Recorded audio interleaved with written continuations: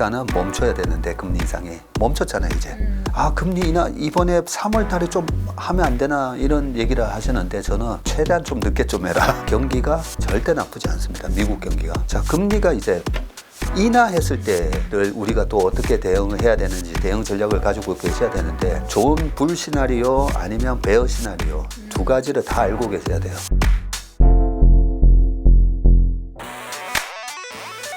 미국이 반도체 제재를 중국을 향해서 좀 세게 하고 있잖아요. 그 수위도 높이고 있고.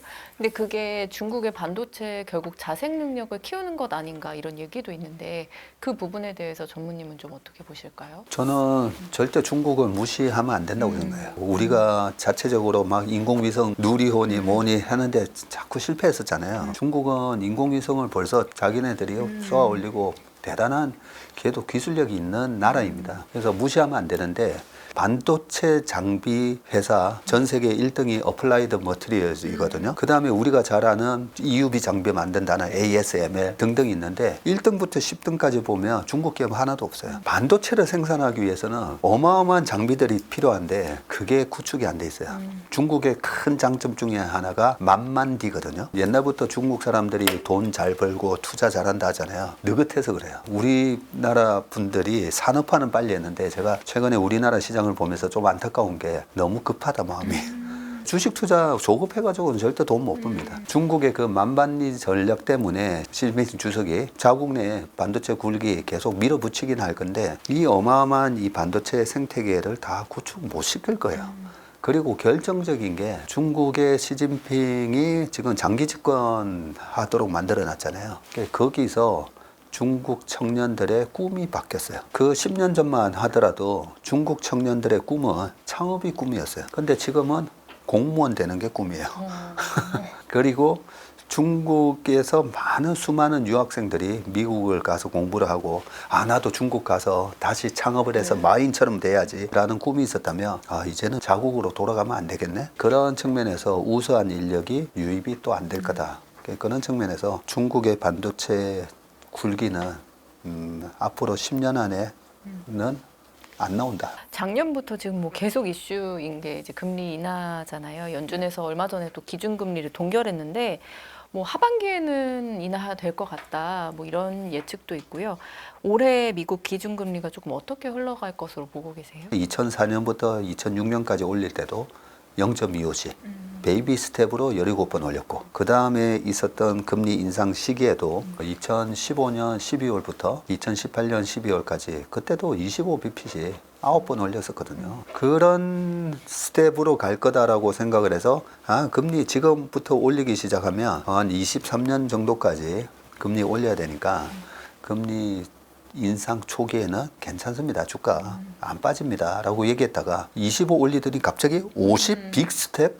그러더니 그 다음에 자이언트 스텝? 75bp 4번 연속 올렸어요. 거기에 이제 시장이 그냥 박살이 났었죠. 그렇게 75 막 이렇게 전격적으로 금리를 올렸었던 적이 언젠가 보면 제가 주식시장 들어오기 훨씬 전 79년도에 폴 볼커라는 분이 페드 의장을 됐고 그때 400bp씩 막 올리고 했었어요. 그런 모습이 재현이 됐고요.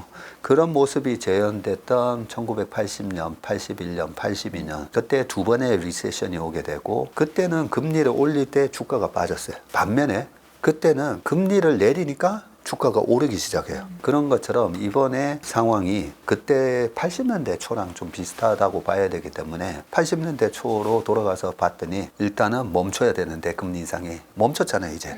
그리고 피벗이라고 하는 자 이제 멈췄으니까 언제 낮추느냐 지금 이러고 있는데 최근에 그 금리를 인상을 멈추고 낮추기 전까지의 사례를 보면 2006년 8월부터 2007년 7월까지 그 기간 동안에도 보면 주가가 되게 좋아요. 그때 우리나라에서는 막 미래세 펀드 열풍이 막 불고 그리고 2018년 12월 달에 금리 인상을 마무리하고 2019년 8월까지 금리 인하를 하기 전까지도 시장이 되게 좋았어요. 지금 일단은 금리 인상이 멈췄잖아요. 어쨌든 멈추고 10년물 국채금리도 지금 4% 전후까지 떨어져 있어서 금리 인하 이번에 3월 달에 좀 하면 안 되나 이런 얘기를 하시는데 저는 최대한 좀 늦게 좀 해라. 소문에 사고 뉴스에 판다 하는 것처럼 일단 금리 인하하기 전까지 시장이 좀 강할 거다고 생각하기 때문에 빨리 하면 올해 할 수도 있는데 근데 어제 그저께도 보면 ISM 제조 PMI, 서비스 PMI, 뭐야 경기 괜찮네 이러면서 올라가잖아요.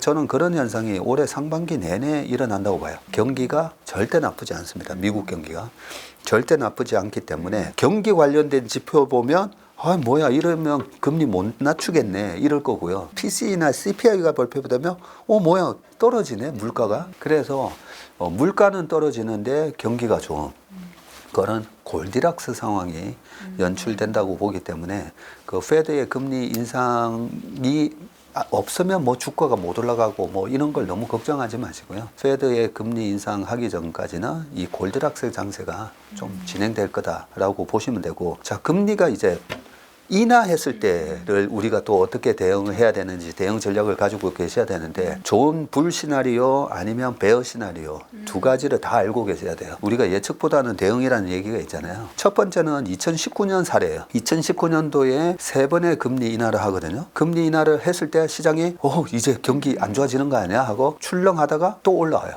주가가 왜 올라오겠어요? 기업들 실적이 좋으니까. 그리고 두 번째 금리 인하하니까 또 이제는 진짜 빠지나 해서 출렁했다가 또 올라요. 실적이 좋으니까. 그리고 19년 세 번째 금리 인하했을 때 전고점을 돌파해버려요. 전고점을 돌파하면서 S&P 500이 그해 19년도에 28.8%로 끝나요. 자, 그런데 우리가 도망 나와야 되는 시나리오는 언제냐면 2006년도에 금리 인상이 중단되고 2006년 8월부터 2007년까지 금리를 동결했다가 2007년도 후반에 서프라임 모기지 사태가 서서히 이제 불거져요. 2007년 3월 되면 한번 출렁하거든요. 그때 서프라임 모기지 관련된 손실에 대해서 시장에 먼저 알려져요. 2007년은 워낙 중국 모멘텀이 좋았어요. 2007년도에 중국의 경제 성장률, GDP 성장률이 14.1인가 2% 나왔어요. 그 어마어마한 나라가 14% 성장을 했어요. 미국에서는 서프라임 모기지 이거 심각한 문제가 터지는데 라고 했는데 다들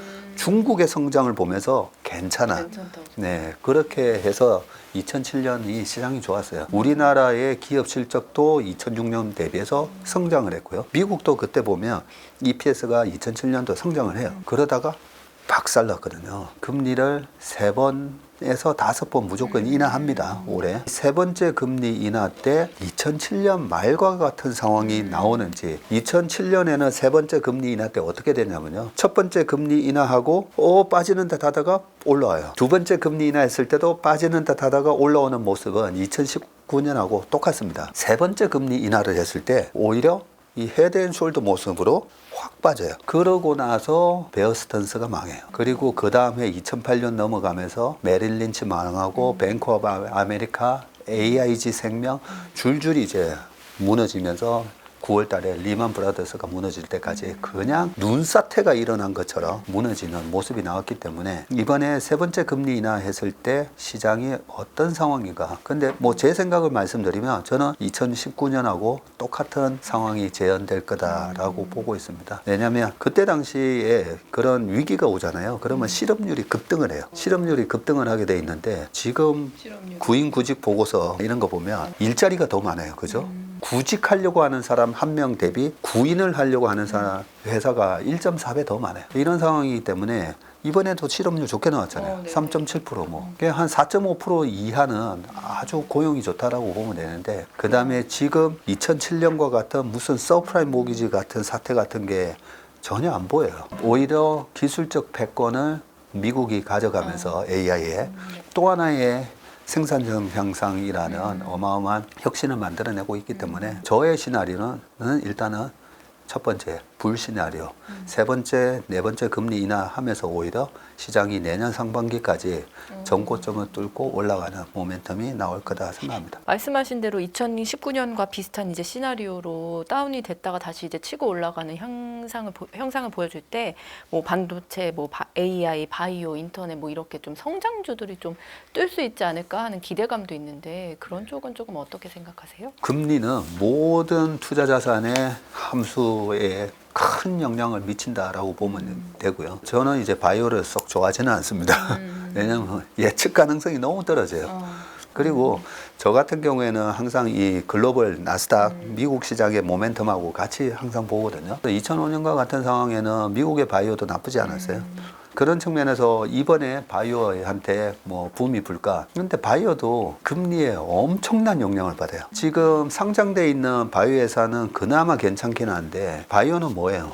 신약 개발, 임상 1상, 2상, 3상 가면서 어마어마한 돈이 들어가잖아요. 특히 임상 3상에 들어갔는데 금리가 급등하면서 펀딩이 안 되잖아요. 그러면 회사가 망합니다. 그런 차원에서 그동안에 바이오가 코로나 때 임상도 못했고요. 그때는 금리는 낮았는데 임상을 할 수가 없었죠. 그래서 리오프닝이 돼서 뭔가 좀 하려고 했더니 금리가 확 올라가서 오히려 펀딩이 또 안 되고, 그럼에도 불구하고 미리 자금 확보를 했기 때문에 임상이 제대로 진행된 회사들은 최근에 라이센싱 아웃 발표가 나왔잖아요. 그렇게 고금리 상황을 잘 견뎌왔다. 그런 바이오 기업 중에서도 모멘텀이 나올 거라고 생각하고요. 근데 어떤 기업이 좋은지는 저는 모릅니다. 그 다음에 금리가 바로 떨어지지는 않겠지만 올해 하반기 내년 되면 이제 의미 있게 좀 떨어진다고 보는데, 그렇게 CPI가 거의 2% 초반까지 떨어지면서 금리가 의미 있게 떨어지면, 그러면 금리 때문에 고통을 받았던 기업들이 다 올라갈 거예요.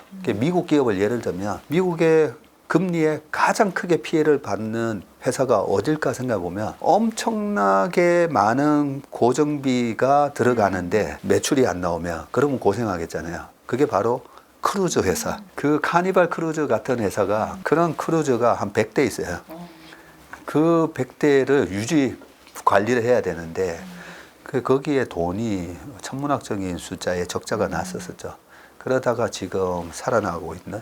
그러면 부킹은 작년부터 풀 부킹이 됐는데 크루즈가 잘 되려면 일단 금리가 낮아져야 되고 그 다음에 유가도 낮아져야 되는데, 그동안 또 전쟁 터지고 하면서 유가 130 갔었잖아요. 재작년에 130 갔다가 이번에 다시 한 90불 갔다가 이제 떨어지기 시작하는데, 유가는 떨어지는데 금리가 안 떨어졌어요. 항공사도 마찬가지죠. 우리나라 항공 전부 다 보면 리스 금융으로 비행기 가져오는 거거든요. 그러니까 엄청난 리스 이자가 또 들어가는 거죠. 그런 측면에서 최근에 보면 유가도 떨어지고 수요도 회복하고 있고, 이제는 금리까지 떨어지면 그러면 그거는 거의 뭐 수학처럼 주가가 올라오게 돼 있어요. 거기다가 딱 하나, 우리나라는 중국 여행객이 많이 와야 되는데 지금 우리나라의 노선별로 보면 2019년 코로나 대비해서 100% 이상 회복된 노선은 일본. 일본은 2019년 대비 180% 회복됐어요. 노선이 100개였다면 지금 180개 노선이 회복이 됐고요. 유럽이 한 88%, 미국도 거의 다 회복됐는데 중국이 55%밖에 안 돼요. 근데 중국이 빠르게 지금 한국하고 중국의 노선이 빠르게 회복되고 있어요. 그런 부분까지 감안을 해보면 금리가 떨어지면 항공주도 괜찮을 거다. 드디어 그동안에는 늑대 소년이었는데 드디어 이제 늑대가 온다. 그렇게 생각합니다. 우리나라 시장은 엄청난 영향을 줘요. 자, 올해 짝수예요. 미국 대통령 선거가 있는 짝수에는 한마디로 코스닥이 박살나는 해요. 그래서 올해는 코스닥은 웬만하면 하지 마세요. 그냥 코스피 중심으로 하세요 라고 얘기하는데,